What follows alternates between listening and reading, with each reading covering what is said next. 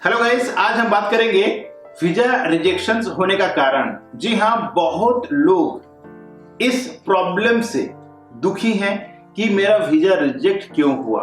उनको पता भी नहीं चलता रीजंस, और जब वो किसी से पूछते हैं कि भाई मेरा वीजा रिजेक्शन होने का कारण क्या है, तो उनका जो एजेंट होते हैं या कोई और भी उनको बता भी नहीं पाते कि क्या कारण था कि उनका वीजा रिजेक्शन हो गया। दोस्तों, अगर आपका भी इस तरह का सोच है, अगर आपके पास भी ऐसा कुछ हुआ है आपके साथ, ठीक है, या आप कोई देश जाने के लिए वीजा के लिए अप्लाई कर रहे हैं, तो इस वीडियो को आखिर तक जरूर देखें, क्योंकि कहीं ना कहीं ये आपका वीजा रिजेक्शन होने से बचा सकता है। क्योंकि आज मैं आपको ऐसा पॉइंट बताने जा रहा हूं, इसका अगर ध्यान रखें दोस्तों आप, तो आपका वीजा रिजेक्शन होने का चांसेस कम हो जाता है। नमस्कार दोस्तों, मैं अशोक कुमार साहू, करियर कोच, आपका स्वागत करता हूं आज एक नए वीडियो में। आप देख रहे हैं Lavanya global career planner YouTube channel. अगर आप पहले बार चैनल पे आए हैं तो आप चैनल को सब्सक्राइब जरूर कर लीजिए, क्योंकि इसी तरह का इंफॉर्मेटिव वीडियो मैं हर दिन लेके आता हूं, जो आपका एजुकेशन के लिए, करियर के लिए, जॉब्स के लिए और विदेश यात्रा के लिए बहुत ही ज्यादा इंफॉर्मेटिव होता है। तो शुरू करते हैं। देखिए दोस्तों, चाहे आप टूरिस्ट वीजा में जाएं, आप स्टडी वीजा में जाएं, आप इमिग्रेंट जाएं, ठीक है, चाहे आप बिजनेस वीजा में जाएं, किसी भी वीजा में क्यों ना जा रहे हो आप, ठीक है, आपको ध्यान रखना चाहिए अगर आप अप्लाई कर रहे हैं तो डॉक्यूमेंटेशन क्या क्या होना चाहिए। क्योंकि डॉक्यूमेंटेशन अगर प्रॉपर आपने नहीं किया तो कहीं ना कहीं ये कारण बन सकता है आपका वीजा रिजेक्शन का। जैसे कि हम as a experience people, experience guy, हम लोग बहुत चीज करते हैं, फिर भी हम भूल जाते हैं कुछ चीजों को, ठीक है। और अगर आप एज ए जॉब सीकर, अगर आप as a traveller, business man, अगर आप विदेश जाते हैं, तो कहीं ना कहीं आपके जहन में कई और काम रहते होंगे, कई और काम दिमाग दौड़ता होगा, ठीक है। तो अगर आप भूल गए कोई डॉक्यूमेंटेशन, तो रिजेक्शन होने का चांसेस होता है ना। इसीलिए क्या करें आप कि आप एक चेकलिस्ट बना लें कि क्या क्या चाहिए। जैसे कि आपका ऑफर लेटर है, आपका बैंक स्टेटमेंट है, आपका मेडिकल है, आपका फ्लाइट टिकट है, आपका पासपोर्ट है, जो भी एजुकेशन डॉक्यूमेंट्स है या जो काम के लिए आप जा रहे हैं उसका डॉक्यूमेंटेशन है, जो जो डॉक्यूमेंट रिक्वायर्ड पड़ता है एम्बेसी में सबमिशन के टाइम में, सारी चीजों का एक ब्यौरा बना लीजिए, लिस्ट बना लीजिए दोस्तों, ठीक है। लिस्ट बना के टिक टिक मारते जाइए कि हाँ, पासपोर्ट है मेरे पास, ओके, वीजा आ गया मेरे पास, सॉरी वर्क परमिट आ गया मेरे पास, हाँ ये डॉक्यूमेंट है मेरे पास, हाँ डॉक्यूमेंट में टिक मारते जाइए वन बाय वन। तो कहीं ना कहीं आपको हेल्प करती है कि भाई आपके पास सारे डॉक्यूमेंटेशन अप टू डेट है। तो ये आपका वीजा रिजेक्शन होने के कारण को बचा सकता है दोस्तों। दूसरा, इनकम्प्लीट डॉक्यूमेंटेशन। इनकम्प्लीट का मतलब क्या होता है?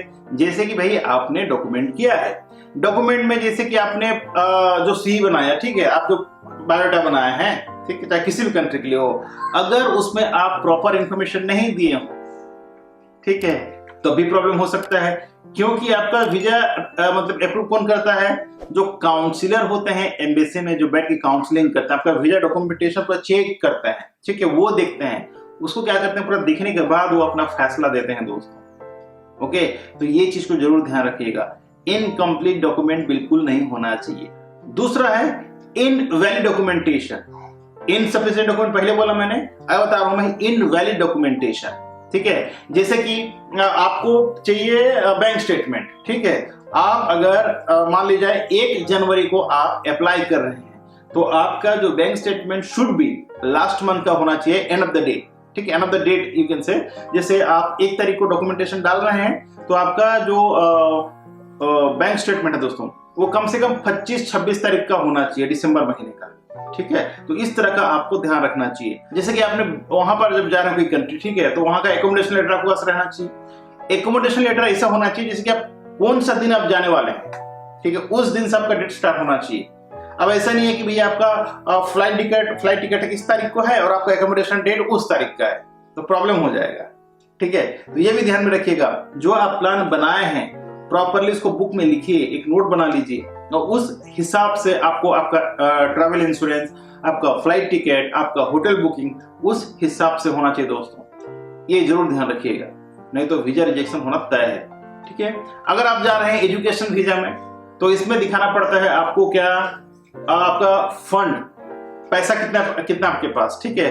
अगर आप कोई कॉलेज में खर्चा कर रहे हैं भाई 15 लाख रुपया, अगर आपके बैंक अकाउंट में दिखा रहा है 7 लाख रुपया, कैसे होगा, ठीक है। तो फंडिंग को जरूर ध्यान दें। अगर आप ट्रैवल में जा रहे हैं, विजिट वीजा में जा रहे हैं, ठीक है, एग्जाम्पल आप जा रहे हैं यूके 10 दिन के लिए और वहां का पर डे खर्चा हो रहा है समझ जाइए 1 लाख रुपया, तो आपके अकाउंट में मिनिमम 12-13 लाख रुपया होना चाहिए, ठीक है। लेकिन अगर आप जा रहे हैं 10 दिन का और आप अगर आपके अकाउंट में है अगर 2-3 लाख रुपए, तो कैसे होगा, वो भी रिजेक्ट हो जाएगा। तो फंडिंग का एक बहुत मसला होता है, मेडिकल का बहुत मसला होता है, ट्रैवल हिस्ट्री बहुत मसला होता है दोस्तों। ट्रैवल हिस्ट्री जैसे अगर आप अचानक ही आपने अप्लाई कर दिया फर्स्ट टाइम ही कनाडा का, ऑस्ट्रेलिया का, ठीक है, यूके का, यूएस का, वो भी घूमने जाने के लिए, ठीक है, और आप दिखा रहे हैं कि भाई मेरा वहां पर कोई है और आप अकेले जा रहे हैं, तो इस लिहाज से भी ये रिजेक्शन होने के चांसेस रहते हैं दोस्तों। वो ये देखते हैं कि बंदा अकेला जा रहा है, कहीं जाके सेटल तो नहीं हो जाएगा, ठीक है, कहीं वहां पर जाके गवर्नमेंट को तंग तो नहीं करेगा कि मेरे पास खाने के लिए नहीं है, मैं रिफ्यूजी हूं, this and that, so many things, ठीक है। तो ये सारी चीजें जो हाई कमीशन जो होता है दोस्तों वो प्रॉपर्ली देखता है, तभी जाके आपका वीजा का वो अप्रूवल करता है।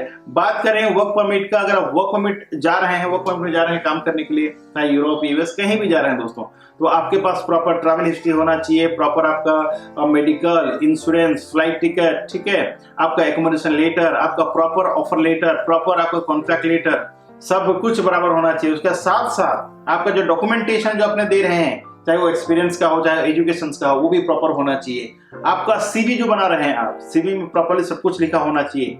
डेट जो है दोस्तों मिसमैच नहीं होना चाहिए। अगर आपका एक्सपीरियंस में लिखा है कुछ अलग डेट और अगर आपका सीवी में लिखा है कुछ अलग डेट, अगर एक दिन का भी डिफरेंस आया तब भी आपका वीजा रिजेक्शन हो सकता है। कभी हम क्या सोचते हैं, हाँ देख लेंगे यार मेरा सब कुछ सही होगा यार, ठीक है, और इसी चक्कर में ही हम लाइट ले लेते हैं बातों को, और अगर आप बातों को लाइट ले लिए तो रिजेक्शन होना तय है दोस्तों। तो बी केयरफुल, ठीक है, थोड़ा अगर आप इतना मेहनत कर रहे हैं, पैसा खर्चा कर रहे हैं, तो आप अपने से भी थोड़ा मेहनत कीजिए, थोड़ा सतर्क रहें, ठीक है। जब आप डॉक्यूमेंटेशन करते हैं दोस्तों, तो आपका जो वीजा है वो 100% एक्यूरेट और अप्रूवल आता है या स्टाम्पिंग होके आता है। आशा करता हूं आज का जो वीडियो है ये आपके लिए कारगर साबित होगा। अगर आप as a job seeker, as a student, as a businessman, अगर ट्रैवलर हैं आप और विदेश जाना चाहते हैं, तो कहीं ना कहीं अगर आप इन बातों को ध्यान देते हैं तो आपका वीजा दोस्तों 100% एक्यूरेट आएगा। अगर आपको लगता है कि इसके अलावा और भी कुछ डॉक्यूमेंटेशन चाहिए होता है तो दोस्तों आप नीचे कमेंट बॉक्स में जरूर लिखें। आप मुझे फॉलो कर सकते हैं मेरा इंस्टाग्राम पेज को, और आप मुझे डीएम कर सकते हैं। हम बात करेंगे यार, आपका जो भी क्वेरीज होगा मैं डेफिनेटली कोशिश करूंगा रिप्लाई करने के लिए। तो मिलते हैं इसी तरह का एक नए वीडियो में नया टॉपिक के साथ। तब तक के लिए आप रखें अपना ख्याल और मुझे दी इजाजत। Thank you so much. जय हिंद, जय भारत।